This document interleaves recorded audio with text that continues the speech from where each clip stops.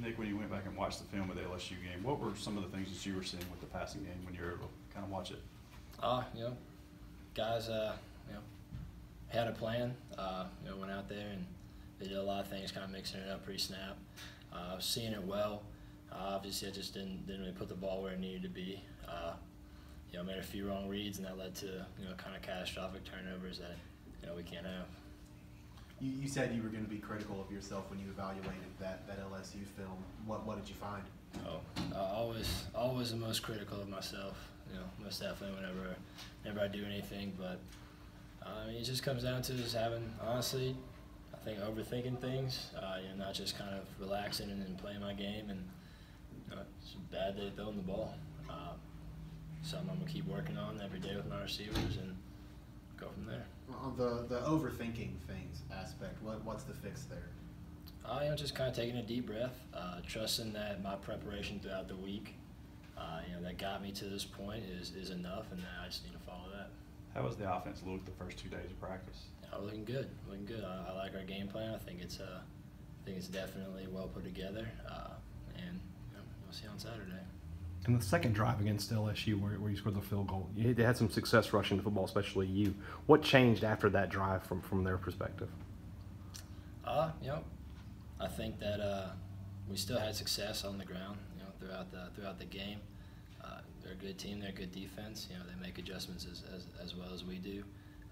We just didn't do enough to move the ball after that. Coach Moore had mentioned that key time they get a series or two in the first half or second half. How was that kind of presented to y'all? Did he bring y'all in to talk about that, or was that just kind of understood in practice? Coach Brown let me know that at some point he'll probably get a series somewhere, and absolutely, he's an incredible athlete. He prepares just as hard as I do, and he can go out there and do it well. Seems like y'all have always had, just from afar, y'all have always had pretty good relationships at the Cavs. Absolutely. It's my little bro. Always, we've been through a lot, grinding through a lot together, and it's not going to change no matter what happens. What do you and he talk about between series, especially when the passing game gets frustrating, about how to attack things, how to fix things? We'll talk about, he'll tell me kind of what he's hearing from coaches on the sidelines. I'll tell him kind of what I'm seeing on the field, things they changed up since the last series, adjustments they're making, their tendencies, what the main coverage I'm seeing or the main blitz that I'm seeing, just to make sure that he knows that if he needs to go in the game, that this is what they've been doing. So, apart from what we did throughout the week to prepare, on top of this, you need to know this stuff. This is what I think they chose to do against this and against that. So he is 100% in the loop and ready to go. You've had 2 great games against Texas A&M. Does that even enter your thinking this week to get ready to see them again with a new coach, new coordinator? Obviously, you said it. New coordinator. It's a different team. That was last year and the year before. Last year doesn't matter. So we're going to come out and play hard this year.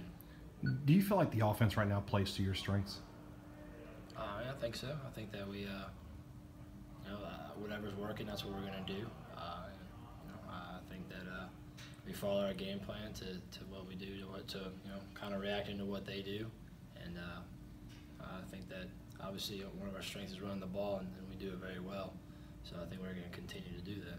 Nick, it appears that most of Elgin's snaps are pretty good ones. That not much goes wrong there. How valuable is he to you to get that snap accurate? That's huge. That's huge. Senior guy, he's a leader on the line, makes a lot of our calls, and anytime that you can always rely on your snap being where you need it to be, not so worried about a crazy snap or anything like that. Easier to get your eyes up quicker, look at the defense and make your reads. So, and also having a guy on the line that's making the right calls in the run game, making the right calls in the pass game, IDing things correctly is huge. Obviously, you've run the ball a lot in your career, but you've run it more this year than you ever had any other season. How much of an impact has that had on your passing game, if at all? Has it affected it, like, in game, throughout the course of the season? I don't think so. I think, we call some run plays, I run them, make my reads. They give me a pull read, I'm gonna pull it. When they call a passing play, gotta complete it. I don't think really my running has anything to do or any correlation or effect to how I'm throwing the ball.